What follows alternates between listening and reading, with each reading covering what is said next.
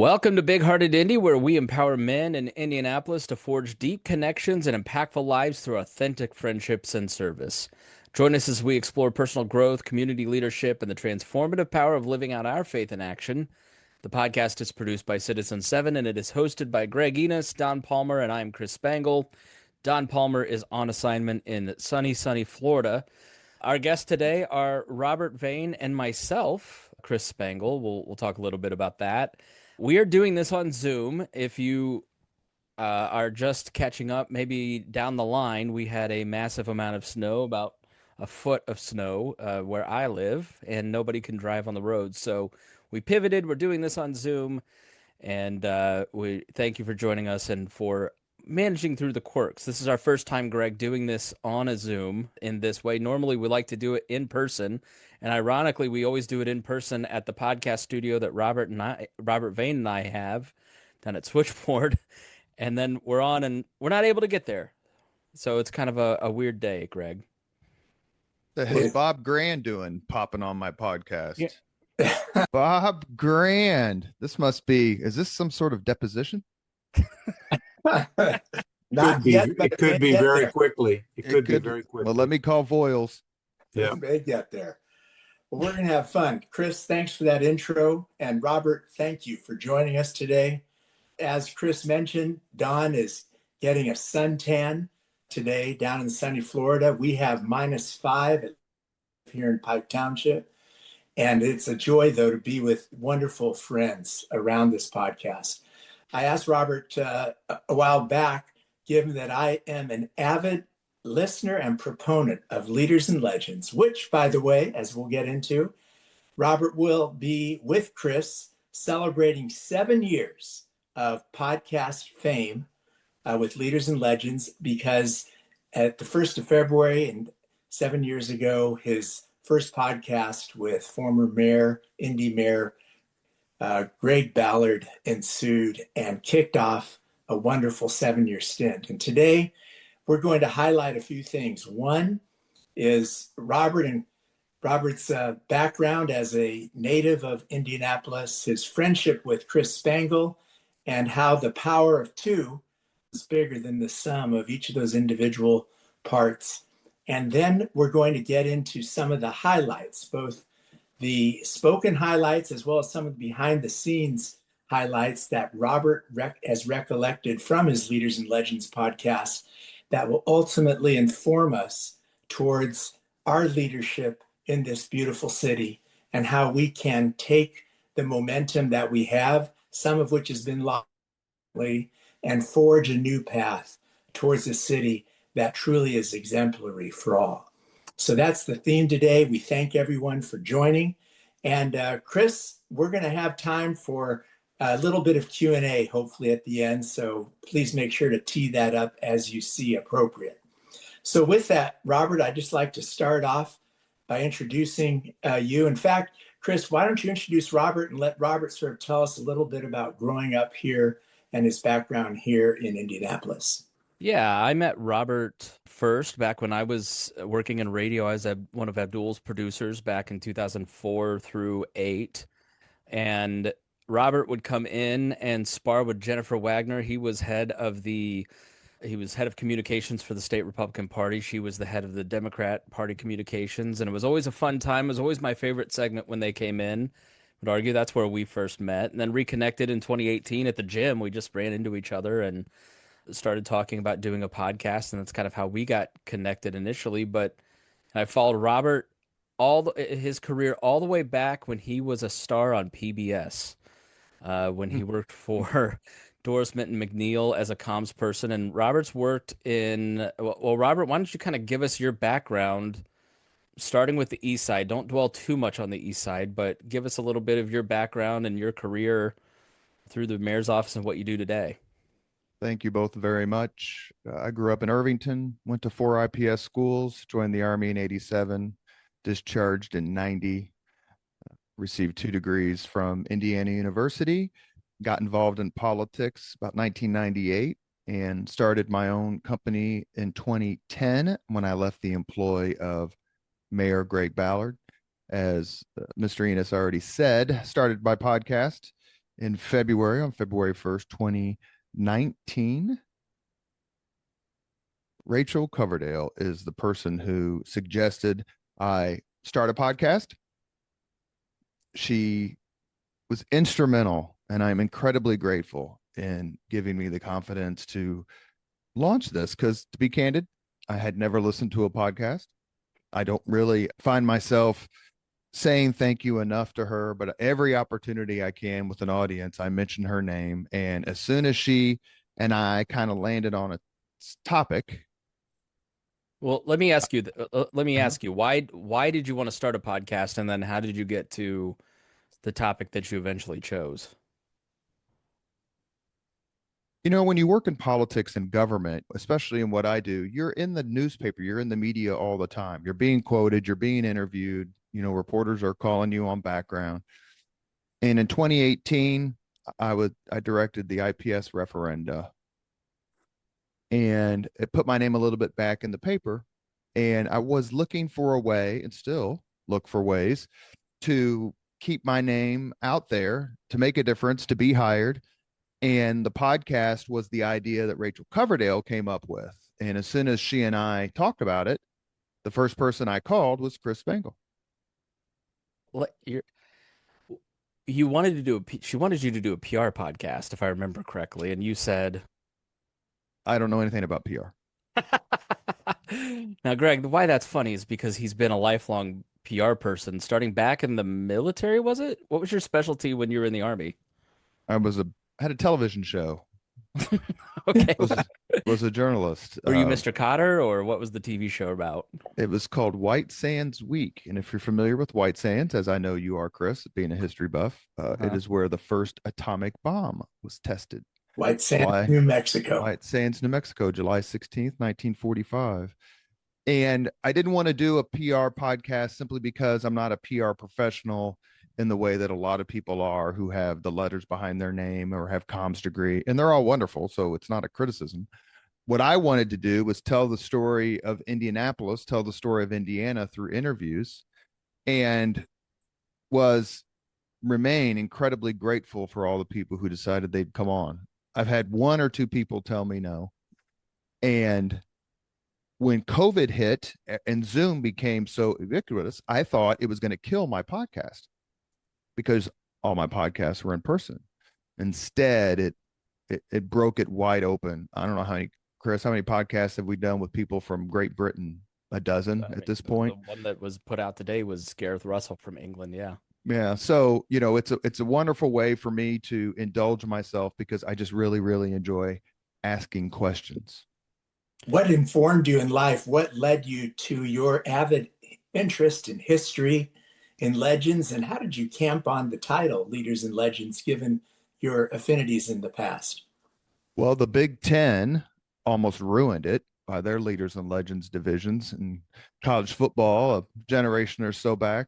To me, it really encapsulated, it described a lot of the people I've met in politics. When you work in politics, you spend a lot of time sort of defending your profession, if that's the right way to say it. But that is far, far outweighed by the number of people, phenomenal people you meet. I never would have met Bob Grand if it wasn't through politics. I never would have met Greg Ballard, Jennifer Hollowell, Kyle Walker, P.E. McAllister. I mean, the list is on and on and on. Folks who have done amazing, incredible work for a city that you could say it might even sleepy might not even be the term in the late 60s. Yeah. So to give a summation of Leaders and Legends, because Greg, here's the thing. Robert is not going to want to talk about himself. So I think we're going to have to treat him a little bit as a hostile witness. But let's talk about leadership and your past, because we're glossing over kind of what you did. Let's start with you before we kind of get to Leaders and Legends. Tell us about your parents, because I think this is a tremendous story about. You just told off air a great story about when you got into the Army and yelling at your drill sergeant. But kind of give us a sense of your childhood and not just your parents, but also Indianapolis when you were a kid. Well, the best thing that's ever happened to me in my life, besides being a father and grandfather, is growing up on the east side of Indianapolis in the 70s and 80s. It was before the collapse of the manufacturing sector. So families were all solidly middle class. I've maybe had 10 friends from childhood or high school whose parents went to college. Everyone else was working at Ford, Ryerson Steel, Chrysler, all those places, Western Electric, Naval Avionics. My mom was a nurse. My dad was a truck driver. And the funny part is that they were both in the Marine Corps, and they met and fell in love in Paris Island and got married in 1957. My mother's from here. She went to Warren Central. My dad's from Camden. Yes, the story that Chris is mentioning is one of the first few days of basic training. As someone who was on the brain game and played chess at Howe High School, class of 86, I had never run 2 miles in my life. And the first morning you get there, and I went to Fort Knox, they make you run 2 miles, and I couldn't even come close. I wasn't necessarily crying, but my eyes were watering because it was, quite candidly, it was weather just like this. No snow, but unbelievably cold. I left in January of 87. And I was throwing up and, was having all the sorts of doubts that people have when they join the military. Actually, I asked Greg Ballard about it one time on a podcast episode, where you're like, why am I doing this? Why am I not playing Ms. Pac-Man? Why am I not hanging out at Washington Square? And so the drill sergeant came and just screamed at me continuously for a minute. And one of the last things he said in his rant was, your mother is so ashamed of you. You can't do this and that, whatever it was, expletive deleted. And I said, drill sergeant, forgive me, but my mother was in the Marine Corps. She's already ashamed of me, which he found hysterical. He laughed out loud and said, in so many words, get out of my sight. So they used that against me. I don't think I ever told him my dad was in the Marine Corps, but they used that against me for the entire 8 to 10 weeks. So when you were in the Army, you were stationed actually at Fort Ben.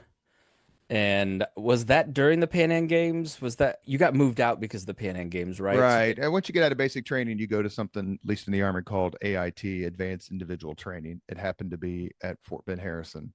And it was the summer of 87. I'd never heard of the Pan Am Games. We were actually in the very new barracks, and we all got moved out. And it wasn't until my involvement in politics and I met Mark Miles 30 years later that I realized, 20 years later, he was the guy who moved me out, moved us all out, said, get out. And I didn't know it. When I told him that, he kind of looked at me like, yeah, well, get out. So you've talked about working in politics. How did you get your start, and kind of tell us about your early years working in politics? You never ran for office, but you're always the behind the scene types, right? Well, I remember wanting Nixon to beat McGovern in 72. That's my first political memory because my dad was pro Nixon and my mother hated him.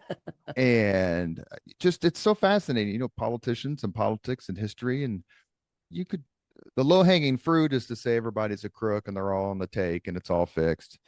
And, was there a lot of insider arranging?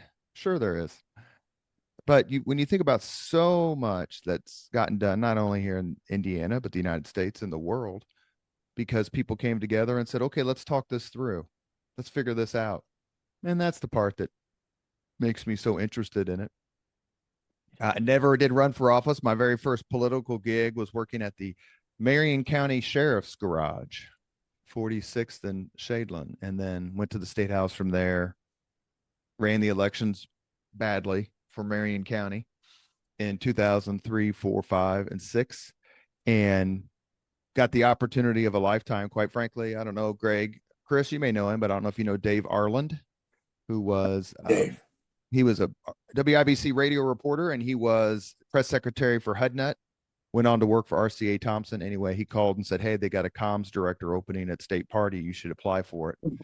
I did. And through the intervention of P.E. McAllister and a lot of other really good friends, Toby McClamrock being one of them, I was hired, and it changed my life. It put me on the path where I am right now. And I say it all the time, and I'll keep saying it. Jennifer Hollowell deciding to hire me when I was not qualified, was not the best qualified applicant, because the best qualified applicant right now is the president of IBJ, and that's Mitch Frazier. So it really changed my life, and I'm eternally grateful. why do you dedicate Leaders and Legends to PE's name? And just give us one highlight there that's memorable. Please tell the Murray Clark story if you're the willing. a funny one or a political one or history geeks or Yeah, a funny one that we may not know of, and then give us the real deal. okay. Tell us who PE was first. For So those that don't know. PE McAllister was born August 30th, 1918. He died, I think, October 21st, 22nd, 2021. So lived to be 101 years old, or 2020 lived to be 101 years old. He served in the United States Army Air Corps and landed with the first wave in North Africa. His dad had a Caterpillar dealership.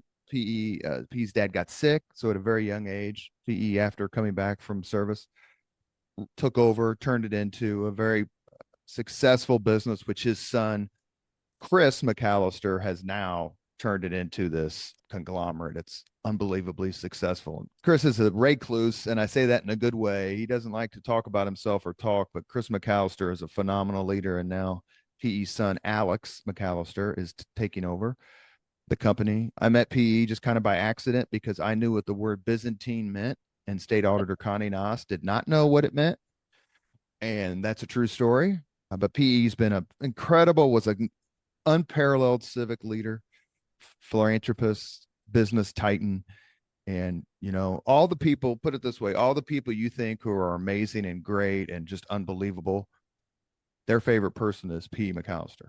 Right on. Whether that's Mitch Daniels or Jim Morris, Lacey Johnson, the list, Rick Fuson, the list is inexhaustible. And the funny story I would say about PE is in 2012, we were at a veterans event for then candidate Mike Pence for governor. And we were sitting next to each other. I was doing some policy work for the Congressman Pence's campaign. And we were doing I was doing policy work. So we sat down there at the VFW and had a conversation. And I looked at PE. So this would have been the summer of 2012. He was only 93 at the time. If I did my math correct. I said, PE, you look kind of tired. Are you okay? His response was, yeah, I stayed up late last night watching the Yankees. And I went, I've known you for 10 years. I've never heard you mention the Yankees, that you were a baseball fan or a Yankee fan. And PE goes, oh, yeah, I'm a huge Yankees fan. And I was being a smart aleck and said, why? Because of Babe Ruth? And his response was, yeah. He listened to the 27 Yankees on the radio. Oh, that's funny. And he looked at me like, you little punk. I got you, didn't I? Gotcha. And it's one of my absolute favorites because I just, for a second there, I lost who he was and his impact.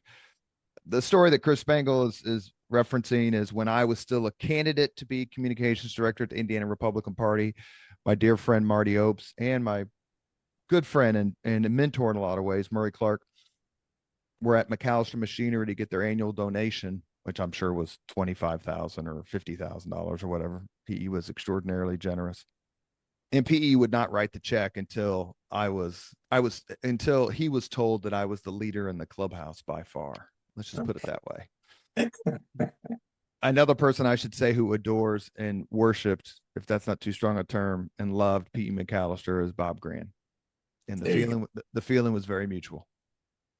That's great, Robert. Well, hey, Chris, go ahead. Yeah, so you go on. Can you talk about, so you work at the state party. That's where we met initially. And you're there during the Mitch Daniels period. What takeaways would you share from Mitch Daniels' administration, and what was it like working with Mitch Daniels when he was governor?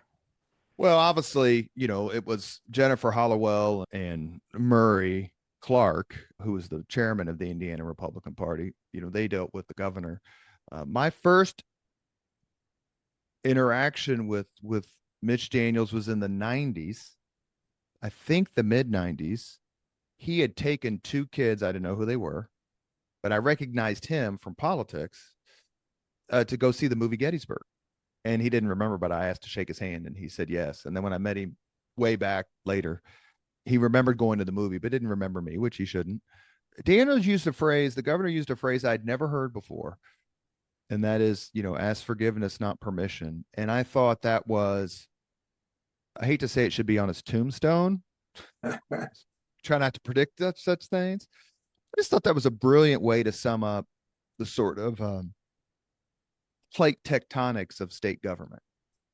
Look, we're just going to do things, and we may not get them all right, but we're going to do them. And then in 4 years, I'll get judged. And in 4 years after that, my successor will get judged. And to me, that was, like much of what the governor says, was 100% on point. So it was fun to work at that time period. 2006 was a tough election. The Republicans lost a bunch of seats.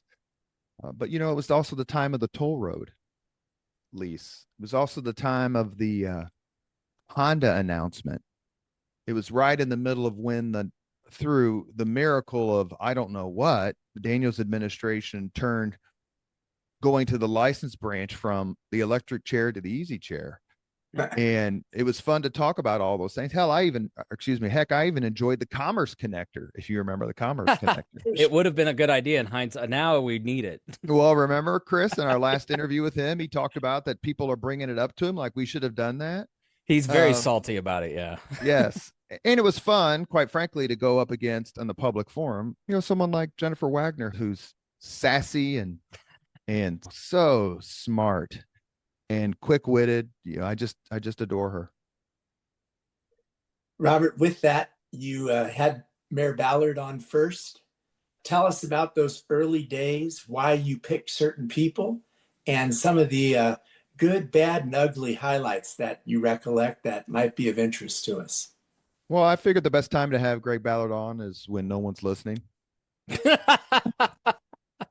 Please tell him I said that. He changed my life. He is so genuine and kind. He understands through his career in the military that, lieutenants and captains and majors and colonels have to mentor. They have to build up their Marines, their troops, for lack of a better term. He did it better than anyone that I've ever met. I can't think of, Mitch Daniels has his group, and kind of Evan Bayh does, and it goes back to Birch Bayh and Senator Richard Lugar. The amount of loyalty and affection all of us have for Greg Ballard, it's immeasurable. I can't think of anything else like it. I'm sure that other people would say the same thing about Peterson administration or the Hogshead administration or Kernan, and, more power to him. But Greg Ballard was so genuine. He was so underrated. I mean, there was a panic. That's not too strong a term. A panic among certain members of the Indianapolis elite when Greg Ballard was elected in November of 2007.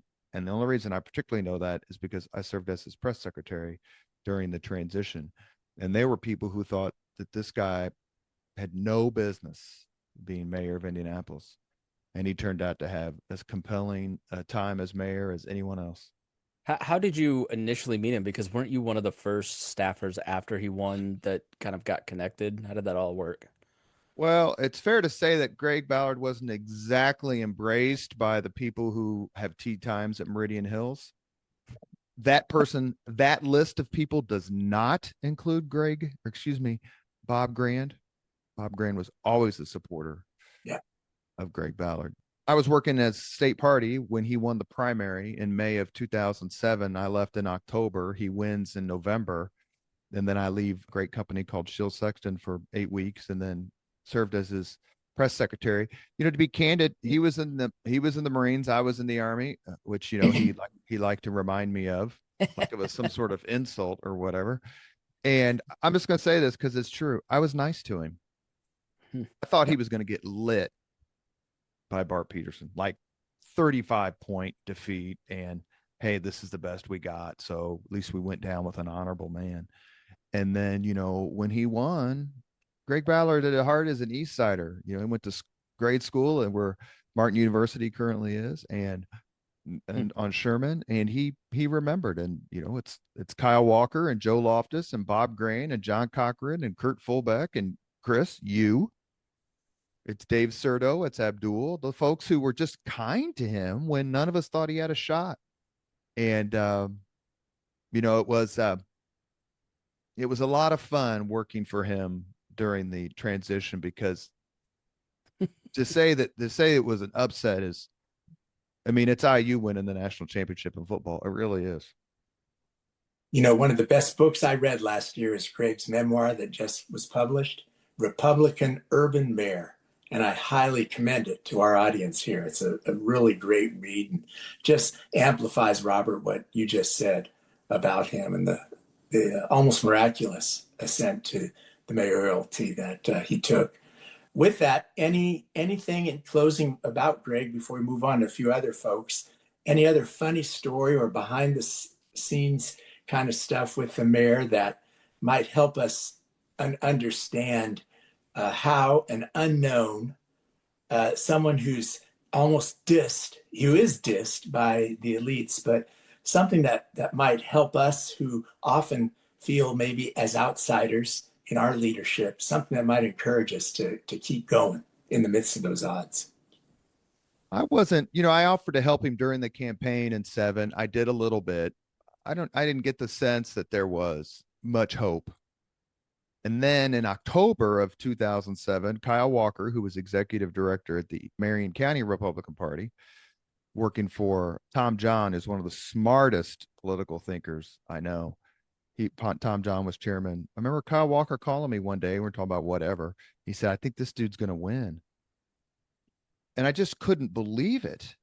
And let's be honest here. Let's be good people. Bart Peterson was a darn good mayor for 7.5 years. I mean, he was a very good mayor in a lot of ways. He just had a lousy 6 months at the worst possible time. Mm-hmm. If the Gulf War happens in 92 instead of 91, George Bush wins in a walk. So the timing really matters. And he just had a bad 6 months. And Greg Ballard came across as someone who could do the job. I don't care what anyone said. I mean, Rex Early said it best. If you don't think a Marine Corps, someone who spent 23 years as an officer in the Marine Corps has leadership qualities, then, you don't know much about the Marine Corps. Right. Rest his soul. See, one of my favorite Greg Ballard stories is when he went to the Final Four in Detroit. He drove. He wanted to take security. I talked him out of it because said, look, no one knows who you are up there. You're just going to blend in, right? And, if you'll be taken care of, you'll be fine. You don't need to take security up to Detroit. And the second day he was there, he got mugged. Yeah. He and his wife. And as a matter of fact, when I got that call saying he had been mugged, when Paul Wilson called me, and I know you know Paul, everybody, another phenomenal leader, I thought I was going to get fired. Later, I mean, I hadn't been there very long either. This would have been March of 9. And then the mayor called me and I just said, "Mayor, are you okay?" And he's laughing. Like, he is laughing because, yeah, he got mugged, but he didn't get hurt. But now he can talk smack about it to me for the rest of our lives, which he likes to do. And so much so, the one thing on my last day at work, the one thing I asked him to do that he did is I have the Detroit Metro Police arrest report or incident report. And I asked him to autograph it, and he did. That is so cool. Few other local politicians that you had on. I want to also make sure to touch on the authors that you've interviewed in the past, especially those who are historians. Let's do this, Greg. Let's talk about the origin of the podcast a little bit, and then maybe flesh out some of his lessons, if that works. You want to sure? Yeah. So let's kind of set the table for what the podcast is. Give us the elevator pitch on Leaders and Legends, Robert. There are so many people who've done amazing things for the city and state who aren't governor or mayor or senator or congressman. And I really wanted to talk to them about how things happened. Someone will ask my favorite guest, and there are a lot of them. I would say just very quickly, the person to whom I simply could not believe I was having a conversation with was, without a doubt, Clint Hill, the Secret Service agent who climbed aboard Kennedy's limousine in Dallas. And that was and he was so good, Chris. I don't know if you remember, he was so good. But, it's David Frick. Most people don't know who David Frick is. He's probably the most important person in Indiana government who was never mayor or governor. One example is he negotiated the deal that brought the Colts. That's just one. But there were a lot of others who just did terrific work, and I wanted to get, quite frankly, I wanted to get Republicans and Democrats on together to have a sort of fun conversation. And I think the first one we did, Chris, was Louis Mahern and John Mutz, who had That been sounds right, friends, yeah. since the 70s. And We had it Lou was Gehrig and Bill Morrow Bill Moreau, and yeah. Mike McDaniel and Robin Winston, Saint Ed Tracy and Jim Kittle, Murray Clark and Kip too. Lots of them. And it's so fun because what you see when they sit down together is, there's no rancor. It's always like, God, do you remember that time? Oh, shoot. Thank God, Mr. Kip 2 really saved me that day because I thought I was going to do this and this. And he's like, don't do it because here's why. And, maybe that's the way things used to work. But the goal was to have people on talking about their careers and the things that they've done. Another terrific guest was Michael Browning, who didn't want to be on the podcast. Came to the room, the conference room. Greg, Chris remembers this. Yeah, I was late, which also upset him. Yeah, but it wasn't your fault. I mean, they had multiple buildings. I just got lucky.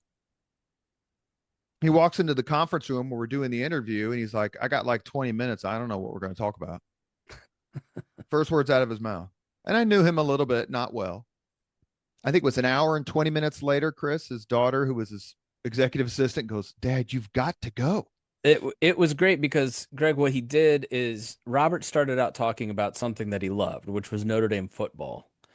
And that got him comfortable as opposed to going right into it. And what was really interesting is the connection that we had with the guest that we just interviewed, which was Mike Riley, which I'll let you tell that story.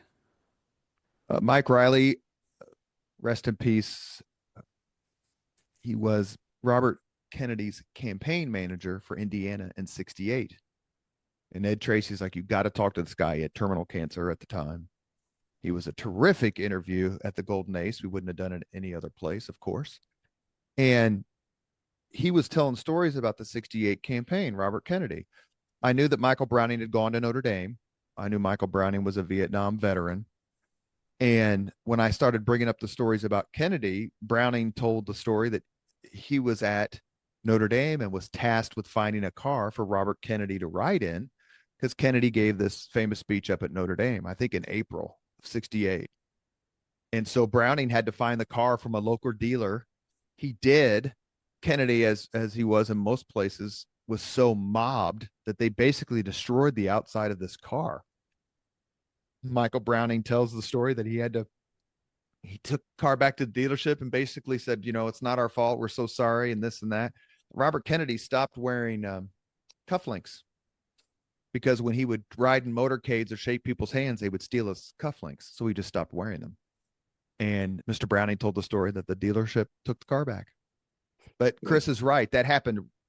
That was posted very soon after the Mike Riley podcast, and it fit in perfect, sort of one of those serendipity things that makes me happy I started the podcast. Another coincidence, as one of my final 5 questions is, what's your first concert?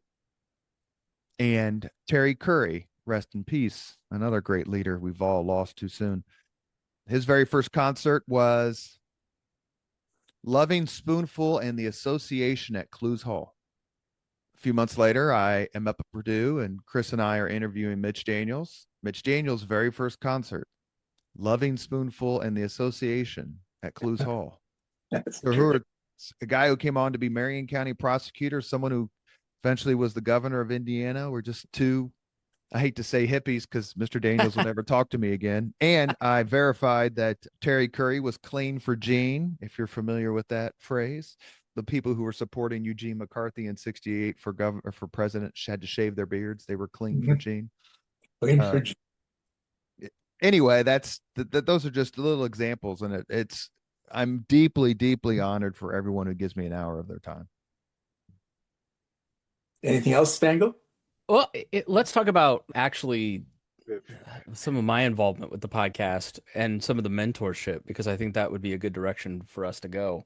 So I met Robert, like I said, I started working in radio in 2004 with Abdul at WXNT, and that's where I first met Robert. And from there, I went on to work at the Libertarian Party of Indiana as the executive director from '08 to 12. So I got involved in politics, but it's not politics like in the way that Robert was in politics. Like my involvement in politics was very online. And Enos, that's just a way of Spangle saying he didn't make any money at it, I did which not is make which any is money. my biggest complaint to him since I met him. Abdul and I joke, I got Spangle in our Abdul and I's divorce. Well, I got custody, and but Chris is exactly right. And please finish, Chris. I was working for the Libertarian Party of Indiana, and I was a little frustrated with some things in 2012. And or no, I was working at the radio station. That's the story. So I'm working for Abdul. I'm making $17,000 a year as the morning show producer. And got kind of interested in libertarian politics after Ron Paul, and said to Mark Rutherford, a great man, hugely important mentor in my life, why is the Libertarian Party not functional? He said, well, we just don't have an executive director. I said, well, what does it pay? He said $21,000. And I said, sold. I'm in. I can't believe how much more I'm making. So yeah, I didn't make very much money, but went on to work for Libertarians, left there, worked for Blair Engelhart in advertising, and I met Tom Griswold through PJ Yinger, their art director, and started working at Bob and Tom in 2013 and got involved in radio. And all along that time, I had a podcast that's still going. It's 14, almost 15 years old, called The Chris Spangle Show. And I'd gotten really into podcasting, starting with Abdul in 2007 and had kind of developed a reputation for being known for podcasting, one of two or three people here in town, which is how I got connected to Greg and Don and Robert and so many great people. But Robert and I bumped into each other in the gym in 2018, and he said, I've been talking to Rachel. She thinks I should do a podcast. I don't want to do a podcast about marketing and PR because I don't really know a lot about that, and what am I going to talk about? And the idea was basically that from the time Robert was born to now, it spans about 50 years, and the entirety of Indianapolis had changed. And he wanted to explore that concept. I was like, well, that sounds really interesting.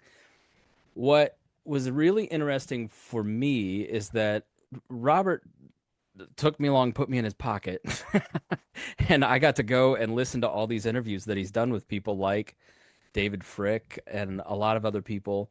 And I heard a completely different side of things like the sports strategy here in Indianapolis. When you live in a very online politics, it's easy to look at things like building the stadiums and the convention centers and having a knee-jerk negative reaction to that. But it's different when you're sitting in the room listening to somebody lay out their rationale for things. So I would say over the 7 years that we've done this, I've had a completely, not a radical transformation. I still believe in limited government, but in a much different, more nuanced way because of doing this with Robert. And that's one of the things that I really appreciate, that because I think people tend to look at it and go, why are Kip 2 and Murray Clark friends? Isn't that collusion? Aren't they all in on it together? Sort of that very populist thinking. But it's a much better, different sort of politics. Like there's, Robert, you've said this a million times, people who you sort of get that the Republicans could oppose the Democrat and you get along with them. It's the internal party feuds that always cut the deepest. But what you really see in this podcast over the entirety of it is how Indianapolis became a very special city. The collaboration goes back to the very beginning with Calvin Fletcher and on to Benjamin Harrison and James Whitcomb Riley and Meredith Nicholson and that generation. And all 7, 8, 9 generations of Indianapolis has had a strong core group of leaders. And if it hadn't been for Robert's podcast, I would have never heard of things like the City Committee, which a local TV station just did a documentary on. I don't think they would have done that documentary if it hadn't been for Robert over the last 7 years gathering these stories about the collaboration and cooperation in Indianapolis and what makes Indianapolis a growing, thriving city versus maybe someplace like Dayton or Des Moines or Omaha. There's no disrespect to those places, but there's a very strong sense of Indianapolis is on the upswing, and it's because of the leadership of a lot of the people that he's talked to. And so it's just been a huge benefit in my life to hear those stories and just be a fly on the wall. I do podcasting at IBJ and listen to those conversations. Greg, Don, Robert. I mean, it's really interesting to hear the leadership laid out in the various podcasts that people have access to now that you didn't have 10 years ago. You couldn't have really gotten these stories through traditional media. So, Well, we're going to move towards Indy with that. But Chris, I wanted to ask Robert though, for non-Hoosiers, who are some of the one, two, or three key either book authors or historians or others you brought on the podcast that might inform us as we close out before Q&A about how we can help Indianapolis move forward. So share with us one or two stories from those historians and others that you've talked to. May I take 1 minute to append to what Chris said? I'll make it very Sure. quick. Sure. I was born 6 weeks after Richard Lugar won mayor's office the first time in November of 67. And the only time I went downtown when I was a kid, so the mid 70s, late 70s, was to go watch Dick the Bruiser. And there was no place to eat, very few places to park. And what's happened to Indianapolis during these ensuing decades is it really is sui generis. And a lot of what Chris says is true. Everything that Chris says is true. But what I will add very quickly is that there is no Leaders and Legends podcast without Chris Spangle. He's the person I went to. He knew he had the answers to all the questions I had. The one thing he's learned from me perhaps is that you got to actually charge for your services. He's got a beautiful wife, beautiful kids, and his success now with Nate and Mitch and Leslie and everybody over at the Indianapolis Business Journal and IBJ Media is incredibly well-deserved. And Chris, I'm just really, really happy for you. I appreciate it. I'm proud of you, Chris. Thanks. Yeah, I mean, Very proud when I of met you. Robert, I was not a confident person in any way, shape, or form. And he was a great mentor to me to say, like, hey, you're getting lunch once a week with all these people who want to start a podcast. Why aren't you charging for your time? And I was like, I don't know. So we actually formed Leaders and Legends. And, what has happened over the last 7 years because of him teaching me how to do consulting. And that side hustle has basically paid our rent for 5 years. We edit podcasts for people. We have the podcast studio that we record Big Hearted Indy in. And all that's just because Robert said, hey, you're good at something. You should actually have some confidence in yourself, which is sort of funny because Robert and I, we suffer from chronically low self-esteem, I think, but push each other to try and keep going in a lot of these different areas. Well, as an ever recovering narcissist, I don't do a very good job of promoting my podcast. But Greg, maybe you can be a guest. The podcast I'm doing in a couple of weeks is a bunch of us are getting together, Chris's friends, and we're trying to figure out how in the world he landed a babe like Reagan. Like we simply cannot piece it together. It's like the jigsaw puzzle is only half complete and the pieces are missing. She's another miracle. She's a Festivus miracle. Yeah. You're telling me. That's great. Yes. As far as authors, very quickly, I would say, it's been really cool to talk to the authors whose books were on my shelves. Like Gareth Russell, right? He wrote a book called The Emperors several years ago about the 3 ruling houses that collapsed at the end of, at least 2 of them, at the end of World War I, the Great War. And so I've read that book. I've read all of I've never talked to him about the Emperors, but he's come on multiple times. I just had Chris Matthews on, Democrat commentator who I've been watching since I was in the Army 30 years ago. Leon Panetta wrote a terrific book. Leon Panetta's public safety career, whatever you think, is phenomenal. Chief of Staff, Secretary of Defense, head of the CIA. That's amazing. I mentioned Clint Hill. I've had a lot of people who've come on 4 or 5 times. Tracy Borman, who's a phenomenal Tudor Stewart historian. So, George Will came on. He said he'd give me 30 minutes. He gave me 45. I said, if you come on my podcast, I'll only ask you about 3 things. And he said, what? And I said, baseball history and Mitch Daniels. And he looked at me, goes, "I'll come on." So those sorts of things are just so fabulous. And, it's a great chance to ask them, why did you subtitle your book this? Why did you choose? I just interviewed, it hasn't posted yet, but I just interviewed Ryan Cole who wrote a terrific book about Lafayette's visit to the United States in 1824, 25. And I consider myself grateful. Look, they're talking about their book not only because I'm giving them an opportunity to, but also because they want to sell books. And I'm here for that. Well, I think a big part of it is Robert early on didn't think that he could get any guests. And I would just say, just ask. You never know. I figured Greg Ballard was a lock. Other than that, some of my first guests, because I think you mentioned that, Greg, Jim Shella, Bill Benner, I mentioned Mutz and Mayhern. They were just so fun. And it was so fun, they say never meet your heroes, or God's, as they said of Ted Williams, gods do not answer letters. But in my case, I think that's been proven wrong. With all the leaders and legends, Robert, that you've interacted with, give us a few insights for the old and younger among us that might propel us to thinking realistically about what we should be about as leaders in this community, and what vision might you offer for us to take Indianapolis to a place where guests and residents thrive and are full of joy? Well, that's a magnificent question. And the one thing that came through, and Chris, please chime in, is that Lugar, Hudnut, Goldsmith, Peterson, Ballard, Hogsett, they didn't do it on their own. They had terrific aides within the administration. They had terrific friends and leaders who didn't work in the administration. Jim Morris, his impact on Indianapolis is immeasurable, and not just from his time as chief of staff to Dick Lugar. The other thing I would say is that even though Republicans were basically running the show from 67, let's say, through 2011 with the 8 years of the Peterson break, Republicans worked with Democrats. They couldn't get stuff done without it. And if that lesson is lost in Indianapolis now and in the future, we are done. We are a new Coke. Yeah. As a city. I mean, Julia Carson, Andy Jacobs, Bill Crawford. I mean, who knows, the union leaders who helped build some of these buildings. You just simply had Roselle Boyd.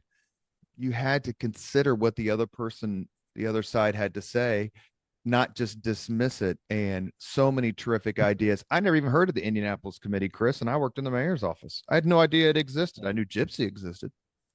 And so that's just some of the lessons is, you may think you have all the right ideas. You may think you know all the necessary people. You don't. Yeah. That's beautiful. Well, Chris, I'll turn it over to you to field some questions. Any final thoughts? And then we'll end with a book suggestion or two, or some other guidance Robert might have, and then close it out. But I want to make sure we have time for some questions around the horn here. Yeah, please leave a comment or a question in the message box. We don't have any right now, Greg, but if you want to leave a comment or question, please check it out. Chris, could I make a comment, Bob Green? Please, Bob Green, go ahead. Number one, you mentioned P. McAllister, and anytime you mention P. McAllister, I think there's a number of us, particularly on this call, that understand what his great contribution was. So it's great that Robert spent a lot of time taking care of him. I just always want to point out to people when they talk about this mayoral campaign and the stuff that was important and how significant Robert was along with those people. We came along a little later, but I always tell the story about when President Bush wanted to meet him down in New Albany, Indiana, and they called up and he said he got an invitation. And to tell you how crazy this campaign was, on the way down there, Carl Rove called us and we needed everybody's social security number, including the driver who was driving us. And 15 minutes later, the Secret Service called me and said, you're not going to be allowed in the perimeter because the guy that's driving you's got some warrant against him.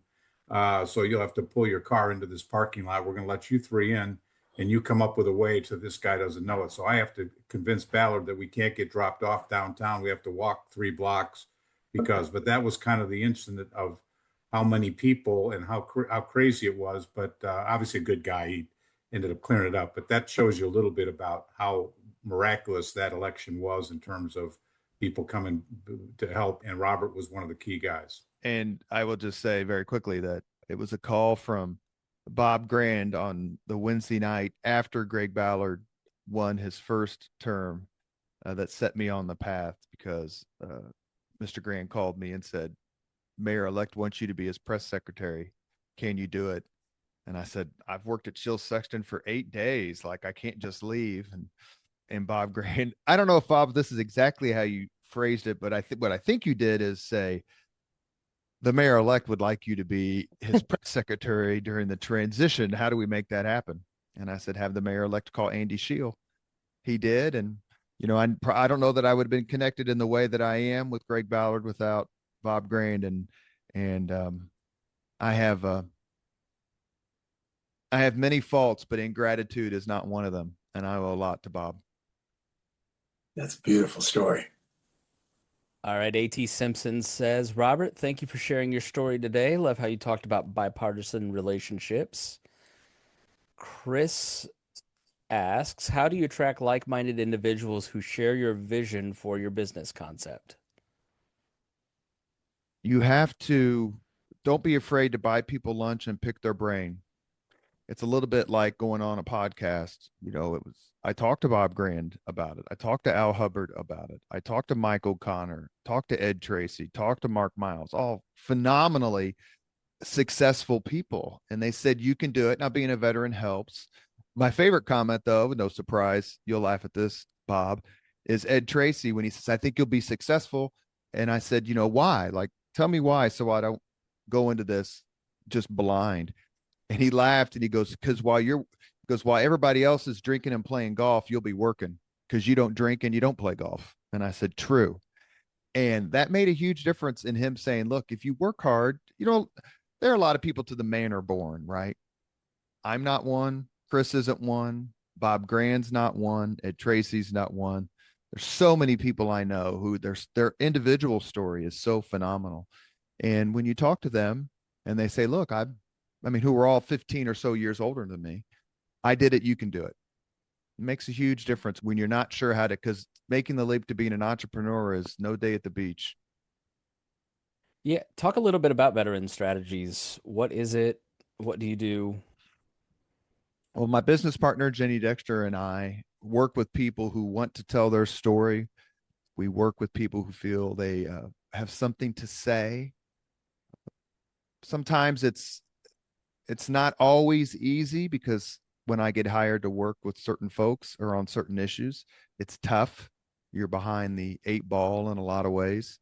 But so if you want to tell your story, if you want help in getting out all the amazing things that you do as a person or an organization, then, along with a lot of other companies, a lot of other really good PR folks, Veteran Strategies can make that happen for you. And if you want to support a veteran business, then, that's just dessert. But I've been lucky enough just very quickly to work on some amazing projects. The new hotel downtown, the Signia, is a PR project of mine. The Justice Center, the IPS referendum. I did the PR for the family of the FedEx shooter. That was very, compelling. Anyway, one other person I want to mention as a guest, Greg, and I meant to do it before, only because it's back in the news a little bit, is we were very fortunate, Chris and I, to interview Richard Hall, Tony Kuritz's kidnap victim. And he was, again, incredibly forthcoming. And for me, as a kid, I was 9 years old. I think it was February of 77 is the kidnapping. I was born in December of 67. So I was 9, listening to all these words on TV I'd never heard before, and watching it as a kid, because it was worldwide, and to find out little tidbits like the fact that the Kuritz's kidnapping happened about the same time as local TV stations acquired the ability to go live. So all this was being broadcast live as opposed to tape, at 10 o'clock or 6 o'clock. And so Mr. Hall coming on the podcast was, like I said, a really cool opportunity to talk to someone who was not just involved, but basically the subject of one of the biggest news stories of my youth. So glad you shared that. Robert, I'd like to find out what's hot on your reading list, what historians or others should we be tracking, and also who's making history now, either in the city or outside, that we need to rally around, or at least track with moving forward to the next year or two. Book question first. I hate it when my own questions are used against me, Spangle. I would say I don't remember this happening, Greg. I'm going to guess that you do. You're just a few years older than I am. And Bob would remember it, and Don would. And I've interviewed him multiple times for other books. But pick up the book by Brian Vandemark. He's a professor, Brian Vandemark. He wrote a book about Kent State, which I think is May of 1970. It is so good. Actually, I bought a copy and sent it to Leon Panetta, and I bought a copy and sent it to Chris Matthews because I'm like, you guys need to read this if you haven't. I don't remember it. I was too young, but I am very familiar with the impact of it and its legacy. So if you're listening and you want a book to read that's extraordinarily fair, and another thing that's interesting that I didn't know until I read the book, Nick Saban was walking to the spot where the shooting took place. He was a student at Kent State at the time. And Really? that could have altered history. Yeah, it's a wonderful, wonderful book. That's Who's doing it right now? Who's leader and legend in right now here in Indianapolis? That's right. I mean, Caitlin Clark. How Caitlin Clark? I mean, it's just kind of like Peyton Manning. When you're so bad, your luck turns good. She's off the charts. I think that the mayoral race in 27 is going to be interesting. We've not had a truly contested primary for mayor within a party in, I hate to say 67 with Lugar and Alex Clark, but I'm sure that there's, other people out there. Maybe there was a contribution or a contested race before then. I also am interested, as I've mentioned many times, I'm not a Colts fan per se. I'm a Miami Dolphins fan, and I did have Larry Zonka in my podcast, number 39. But the new generation of Irsay family, what is it going to mean? They got a heck of a legacy to carry on, and they certainly seem like they love this city. And I guess you could say the same for Steven Simon, the next generation of Simons who's involved with the Pacers and other things. You come to Indianapolis and you don't realize how great it is. And it's not a building.